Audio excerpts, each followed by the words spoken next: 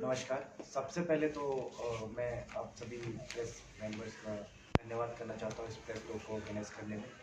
मेरा नाम अर्पित है, मेरे साथ निधि हैं, मनोज हैं, मेरे सहकर्मी वेस्ट वॉरियर्स में। तो आज इस प्रेस टॉक का जो मेन उद्देश्य है हमारा आपके ज़रिए लोगों को बताने का, तो वो ये कि हम पिछले 10 सालों से वेस्ट मैनेजमेंट पर काम कर रहे हैं पूरे धर्मशाला में। और पिछले 6 सालों से जो हमें एक फंडर HDFC के HT पारेख फाउंडेशन जो हमें फंड करती आई है पिछले 6 सालों से, तो इस फिजिकल ईयर में मतलब मार्च में उनका जो फंड्स है, उनका जो प्रोजेक्ट है वो ख़त्म हो रहा है। तो आपके ज़रिए हम लोगों से अपील भी करना चाहते हैं कि हम कुछ जो प्रोग्राम्स हैं अपने, जो मॉडल वार्ड प्रोग्राम था हमारा धर्मशाला में, 7 मॉडल वार्ड नंबर 7 और वार्ड नंबर 8 में जो हम चलाते थे, वो आगे हम उस तरह से नहीं कंटिन्यू कर पाएंगे जिस तरह से अभी तक हम करते आए हैं, लेकिन हम धर्मशाला में काम करते रहेंगे। दूसरी चीज़ों में काम करेंगे, शायद एडवोकेसी में, लाइफनिंग में, इंफ्रास्ट्रक्चर बिल्डअप कॉरपोरेशन के साथ मिलकर उन सब चीज़ों में हम अब ज़्यादा फोकस करेंगे अब आने वाले टाइम पे। तो जो कुछ प्रोग्राम्स थे हमारे, model ward programme, clean business programme, ऐसी ऐसी कुछ चीज़ें जो हैं वो इस फिजिकल ईयर, इस मार्च के बाद वो डिसकंटिन्यू होने जा रही हैं। तो यही हमें लोगों को बताना था। और ऐसा नहीं है कि हम इसको बंद करेंगे तो आप सब लोग भी जो चीज़ें चल रही हैं, सेग्रीगेशन चल रहा है, अवेयरनेस चल रहा है, अलग अलग तरह से टूरिस्ट को एंगेज करना और स्टूडेंट्स के बच्चों के साथ काम करना, जो भी वेस्ट मैनेजमेंट के लिए स्टेप्स हैं जो हम अभी तक बताते आए हैं, वो आप, ऐसा नहीं कि वेस्ट वॉरियर सब जा रहा है तो हम भी बंद कर देंगे। तो आप सभी से गुजारिश है कि उसको आप वैसे ही चले रहने दें और उसको एक और अच्छी तरह से करने का प्रयास करें आने वाले दिनों में, ताकि हम अपने धर्मशाला को मिलकर स्वच्छ बना सकें। तो इसी के साथ हमने हाल ही में कुछ और भी प्रोजेक्ट्स में पार्ट लिया था, जैसे कि ग्रीन कैंपस, उसमें हमने डिस्ट्रिक्ट कांगड़ा में 2 स्कूलों के साथ काम किया है, जो कि एक अनोखा प्रोग्राम हमने स्टार्ट किया इंस्टीट्यूशंस के साथ। तो इसमें हमने स्कूल्स पकड़ा था, एक हमारा जो डिस्ट्रिक्ट जेल है लाला लाजपत राय करेक्शनल होम धर्मशाला में, इनमें भी वेस्ट मैनेजमेंट की जो ज़रूरत थी उसको समझा और उसमें जो काम करने के लिए स्टेप्स थे वो हमने इस अपने लास्ट प्रोजेक्ट के दौरान इम्प्लीमेंट किए हैं।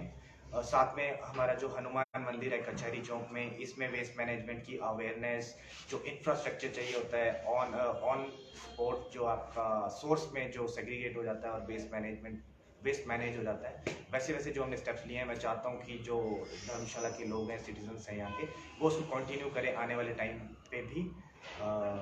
इसके साथ मेरे साथ अब निधि है, मेरी टीम मेंबर, तो ये आपको कुछ जानकारी है। धन्यवाद। नमस्कार। तो जैसे अर्पित ने भी आपको बताया कि हम पिछले 12 सालों से, फॉर्मली 10 सालों से, लेकिन उससे भी पहले से धर्मशाला में काम कर रहे हैं वेस्ट मैनेजमेंट के ऊपर। हमारी जो फाउंडर है जोडी अंडरहिल, उन्होंने इस चीज़ की शुरुआत धर्मशाला से की थी। बहुत बड़ा टूरिस्ट डेस्टिनेशन है, बहुत से लोग घूमने आते हैं, लेकिन हमको पता है कि यहाँ पर कितनी गंदगी भी होती है उसकी वजह से, चाहे वो लोकल्स की वजह से हो या टूरिस्ट की वजह से हो, बहुत कचरा हर जगह फैला रहता है। तो उस प्रॉब्लम को सॉल्व करने के लिए हम यहाँ पर काम कर रहे हैं। और HT पारेख फाउंडेशन जो है उसने पिछले 6 सालों से हम लोगों को फंड किया है। मुंबई में उनका हेड ऑफिस है और वो लोग हमको सपोर्ट कर रहे हैं और बहुत ही बेहतरीन फंडर्स रहे हैं। मतलब इतना इजी फंडर मिलना जो आपकी ऑन ग्राउंड समस्याओं को समझ सकता है, वो बहुत मुश्किल होता है। तो हमारे लिए बहुत बड़ी प्लेजर की बात थी कि हम इतने सपोर्टिव टीम के साथ में काम किए। तो सबसे पहले तो हम उनका बहुत बड़ा धन्यवाद करना चाहेंगे HT पारेख फाउंडेशन का।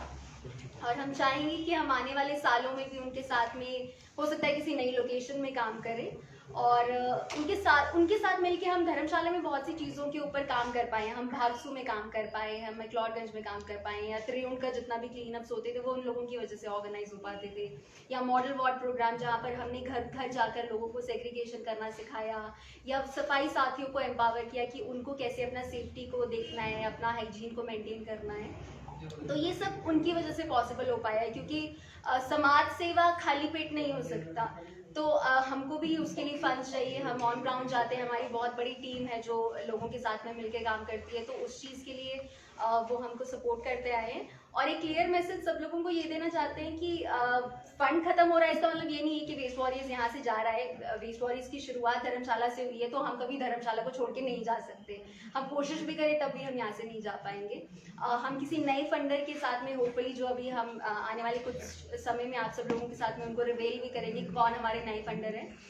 और प्लान ये है कि हम भागसू और मैक्लोडगंज या नड्डी के एरिया में ज़्यादा फोकस करेंगे इस बार, क्योंकि फ्लोटिंग पॉपुलेशन जो है धर्मशाला की, जो टूरिस्ट आते हैं उनकी वजह से बहुत ज़्यादा बर्डन हो जाता है टूरिस्ट सीजन में धर्मशाला के ऊपर, तो उसके ऊपर ज़्यादा फोकस करेंगे। और जैसे अर्पित ने बताया कि इंफ्रास्ट्रक्चर के ऊपर ज़्यादा फोकस करेंगे, तो हाल ही में हमारा MRF जो है मटीरियल रिकवरी फैसिलिटी, वो भी वार्ड नंबर 8 में शुरू हो गया है। आप लोग भी उसको जाकर देख सकते हो कि कैसे वार्ड्स के अंदर से आने वाला सूखा कचरा है उसको कैसे प्रोसेस किया जा सकता है। तो वो आप लोगों के लिए भी या धर्मशाला के लोगों के लिए भी एक बहुत अच्छा एक्सपीरियंस होने वाला है कि आमतौर पे जो गाड़ियां हम सुधेड़ की तरफ जाते हुए देखते थे, वो अब डाइवर्ट होकर वार्ड 8 में आएंगी और वहां पर सूखे कचरे को प्रोसेस किया जाएगा।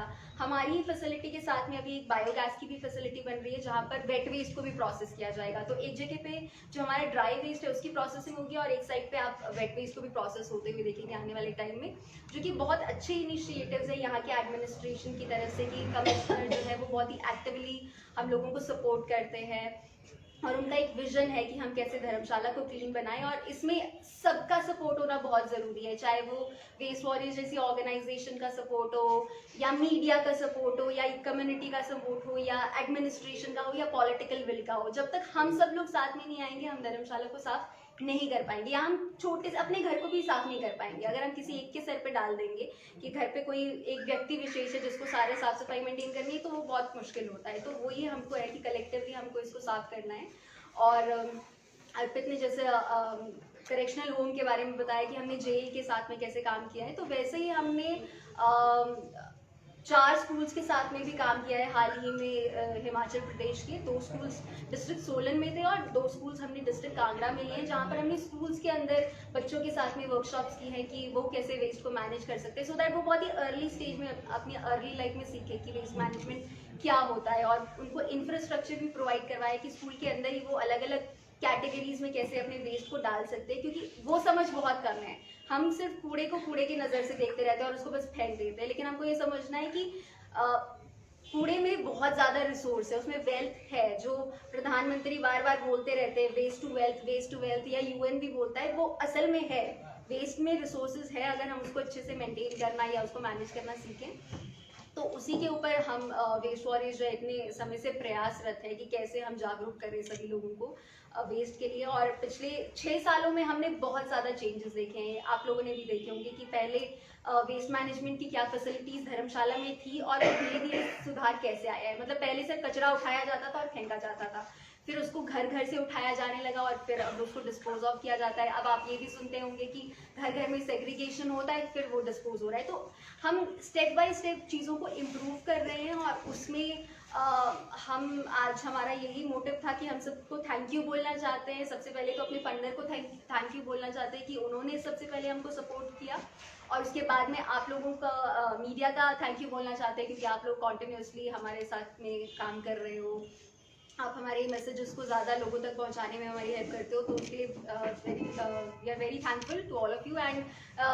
कम्युनिटी के लिए कि आप लोगों को ही ये चीज़ों को कंटिन्यू रखना है, क्योंकि ऑर्गेनाइजेशंस रहती हैं नहीं रहती हैं, लेकिन आपका ही धर्मशाला है, धर्मशाला यहाँ पर रहने वाले लोगों से बनता है।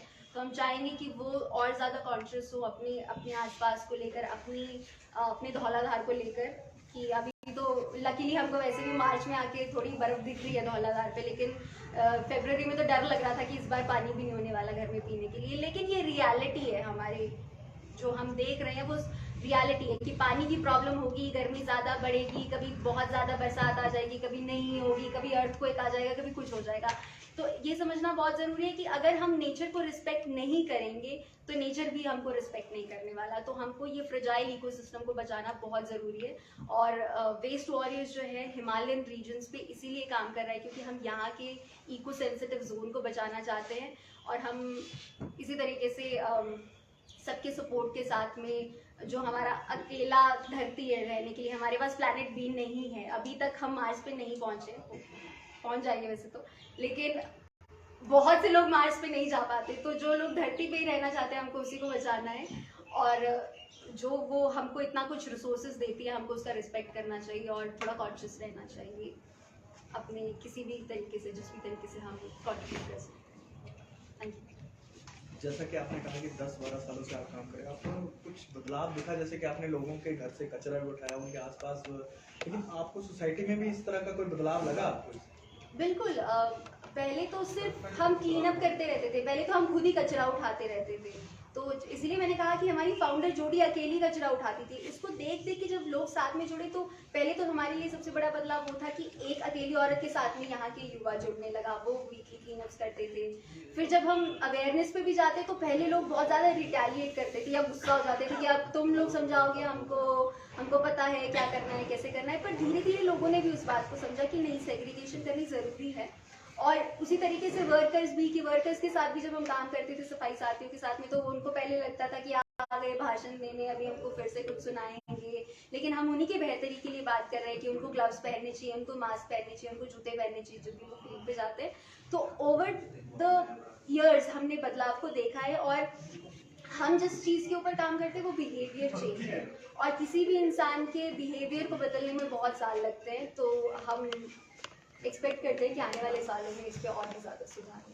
अगर आपने पर्यटक की दृष्टि से आपने बात करें तो आपने मैक्लोडगंज का नाम लिया और ये पर्यटक स्थल है, कहीं ना कहीं आज भी वहाँ पर मैक्लोडगंज में जो लोग सुबह सुबह सारा कचरा आज भी बाहर ही फेंकते हैं। आप सुबह देखेंगे तो काफी वहाँ ढेर लगा होता है।